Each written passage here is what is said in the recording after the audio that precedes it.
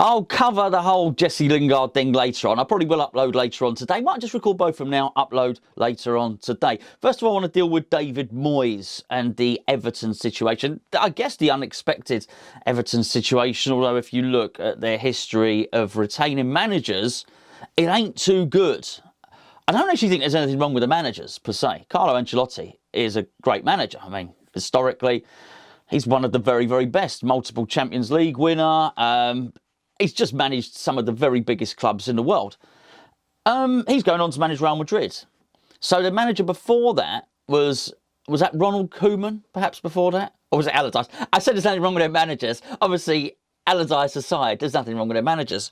Koeman, manager of Barcelona. So their former manager, as managers of Barcelona, Real Madrid, and Belgium, which is Martinez, and one of them's out of a job. But you see what I mean? They recruit good managers. It's retaining them that seems to be their problem. Now, before Ancelotti came in, Moyes was close to getting a job. So there were two jobs available, which was Everton and West Ham. Moyes was going back to Everton. I'm not saying this in hindsight now. I mentioned it numerous times on these videos. They went for Ancelotti. You can understand why they would do that. Obviously, now the suspicion is because of that, because at that time he just came back and accepted the job at West Ham. We were very much his second choice. But that's okay, because David Moyes, in many respects, was our second choice. Actually, it's worse than that, because we'd already given him the boot before. We'd already established that he was second choice. And I even think when he was supposed to come back the second time, our first choice remained Rafa Benitez, who, I'm pretty sure, if Moyes did go, Benitez would be the one that came in. But I don't want it. I don't believe it. And I'm relatively relaxed about the situation, although I'd be lying if I said there wasn't an element of squeaky bum-itis here. So, look, I hope we either hear about Moyes' new contract sooner rather than later, or we hear that Everton have filled the vacancy, basically. Just to look at the jobs on their merits, and I just want to get to some comments about David Moyes today, which I guess have clearly come from the ownership, West Ham's ownership. Right, okay, so we have a situation at Everton where David Moyes used to love the old Everton. He loved the project. We've seen this. What he's done is he's noticed the grass isn't greener on the other side of the fence. Didn't work out at Man United, didn't work out at Real Sociedad, did not work out at Sunderland. And I think, judging by David Moyes' recent comments, he's actually realised that what he likes is the project. He likes that. At Everton, he was pretty much omnipotent. He could do what he wanted. He almost ran Everton in the style of an old manager. And when I say an old manager, it's almost like the old English model or the old British model or whatever you want. Alex Ferguson did it like that. Arsene Wenger ran Arsenal in every way possible. He even got to look at the plans for the new Emirates Stadium and say where he wanted the changing rooms and where the dugout should be and things like that. The more modern method is obviously a coach. You just get in a first team coach. The infrastructure more or less stays the same, and you keep your similar style of football. You just change the manager, the head coach in and out. The recruitment by and large is done by somebody else. There's a director of football, recruitment, and a lot of them, and Everton in particular, use one agent. Let's put the Salthouse and Sullivan aspect to one side, because I think that's something that was real, but I think that's a battle that's been won. I think now Moyes has got the control. Moyes has got the power there. He's said to Sullivan, you can't do this. I'm in charge of signings, basically. And that's obviously the right thing to do. But if you look at the Everton model as it is now, it doesn't really bear much resemblance to the previous incarnation of Everton. Which was Bill Kenwright in charge, Moyes running everything. Now they have that. They have, I think it's David Unsworth runs the academy there, but they have somebody running very much the academy side of things. They use one agent. The owner has delegated everything and compartmentalised everything so is everything structured and in. It's a very good way to run a club. Don't get me wrong. It's very much the modern way. But anybody that goes in there is the head coach. I'm not saying David Moyes isn't a good coach. I'm sure he is on the training ground. We've all seen those tactical videos and that sort of thing that he's done. But by and large, David Moyes is the guy that puts the coaching team into place. Well, that's not what happens at Everton. Those guys are already there. I'm not saying he would be denied his assistant manager or anything like that, but by and large, the majority of the staff are there.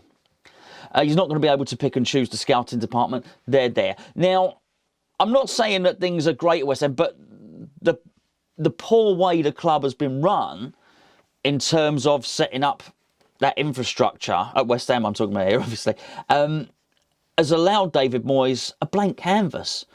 So he's able to start from scratch and literally put in place what he wants. And he's already started.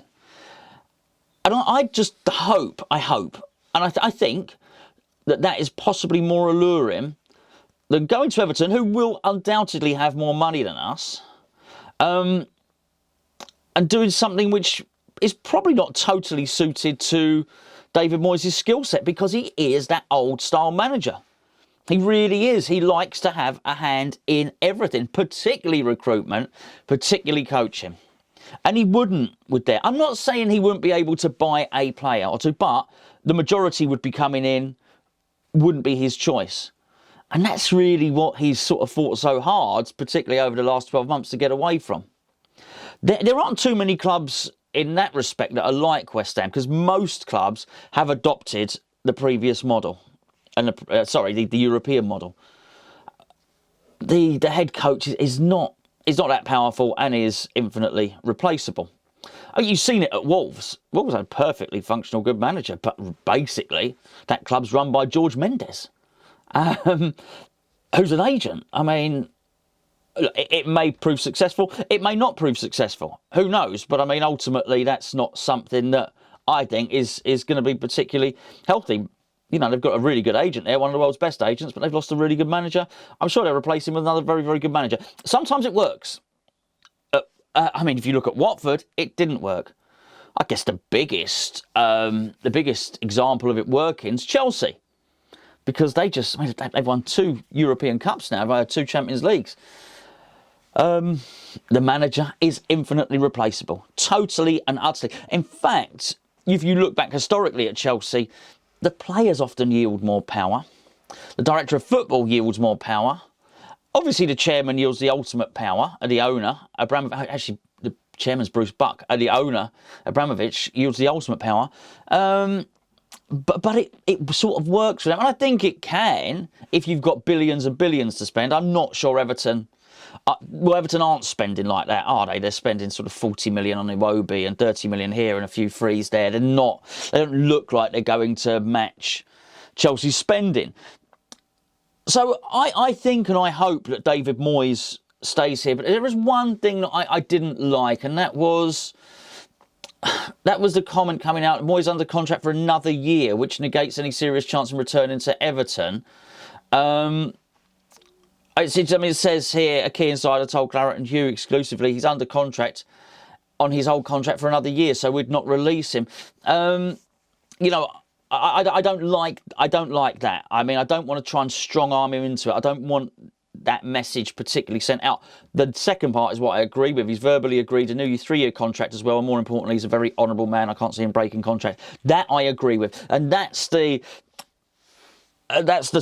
the strategy that I'd be looking for, which is, you know, not, oh, David, you can't leave. We're going to hold a gun to your head.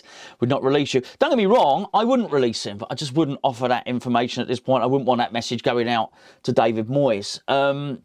More the point is, David, we've really enjoyed working with you. You know, please sign a new contract. But this is what I've been talking about all season. The power balance has changed. Before, he needed a job. Ideally, he wouldn't have gone back and worked for West Ham because they'd already released him, but there was nothing else. This was the place to repair his reputation. And as you let each moment, each win, his stock increases in value, David Moyes, and now he holds the power.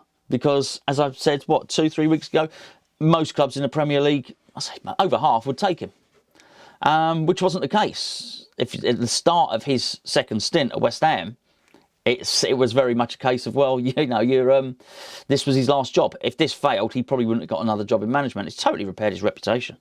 Outstanding, almost won Manager of the Year. So that's how good he is. That's how good his reputation is. Maybe a little bit of folly in not signing him up to a contract before. However, if we're to take the man at his word, I do believe his word. I do believe he's honourable. I can't say for the last 2 months that actually I think David Moyes doesn't want to sign a contract till the end because he is focusing on the season. I'm not going to change my mind on that now just because it suits the argument. Maybe he did. Maybe he just wanted to concentrate and sign at the end. I'm not too worried. It's an interesting story. I hope it goes away really quickly. In fact, that's the reason for putting this video out before the Jesse Lingard video, really, because I mean, let's face it. There's I'm hoping during today the contract to be announced. That's the best thing. If he intends to stay, the best thing that anyone can do now to end this speculation is actually for David Moyes to come out and say, I'm staying. I've agreed a new contract. I'm signing it within the next 2 or 3 days. I understand logistically, it might not be possible for him to sign. He might be on holiday. Do you know what I mean? So it might not be possible for him to sign it today, but I'd certainly like the statement to come out there and for him to say, I'm staying. I love it at West Ham. That being said, if that doesn't happen, he does go to Everton, I still think we'll end up with Benitez. I'd rather keep Moyes, to be honest.